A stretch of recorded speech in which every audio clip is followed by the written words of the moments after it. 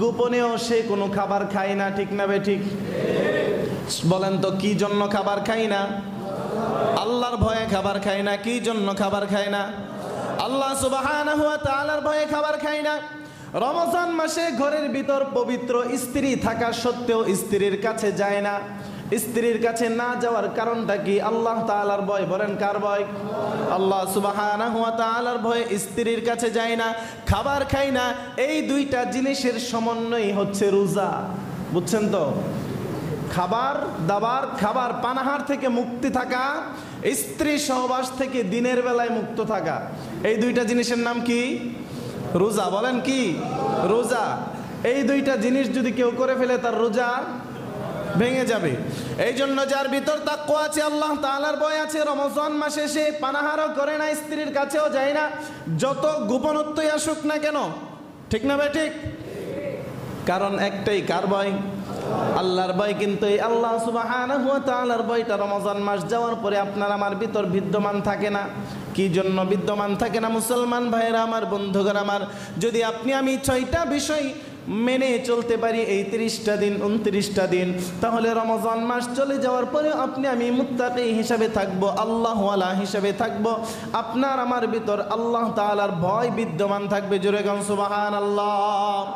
1 number হচ্ছে চক্ষুর হেফাজত করা। কিসের হেফাজত করা? চোখের হেফাজত করা। 1 নাম্বার হচ্ছে চোখের হেফাজত করা। জোরে বলেন কিসের হেফাজত করা? চোখের হেফাজত করা। 2 নাম্বার হচ্ছে জবানের হেফাজত করা। বলেন কিসের হেফাজত করা? আরো জোরে বলেন কিসের হেফাজত করা? রোজা রেখেও যখন কিনা দেখে একজন মুমিন বান্দা জবান দিয়ে আরেকজন মুমিনকে গালি দেয়, তখন খুবই আফসোস লাগে। আহারে, এই ব্যক্তি রোজা রেখেছে ঠিকই, কিন্তু তার ভিতর এখনো পর্যন্ত আল্লাহ তাআলার ভয় আসে নাই, ঠিক না বেঠিক? 3 নাম্বার হচ্ছে কানের হেফাজত করা। কিসের হেফাজত করা?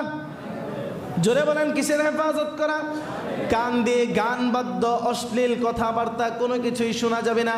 আল্লাহর হাবিব সাল্লাল্লাহু আলাইহি ওয়াসাল্লাম বলেছেন, কোনো ব্যক্তি যদি তোমাকে গালি দেয়, কোনো ব্যক্তি যদি রমজান মাসে তোমার সাথে ঝগড়া করতে আসে, তুমি তাকে 2 বার বলে দাও, তুমি তাকে 2 বার বলে দাও যে আমি রোজাদার, আর কোনো কথা তার সাথে বলার দরকার নাই। সুবহানাল্লাহ।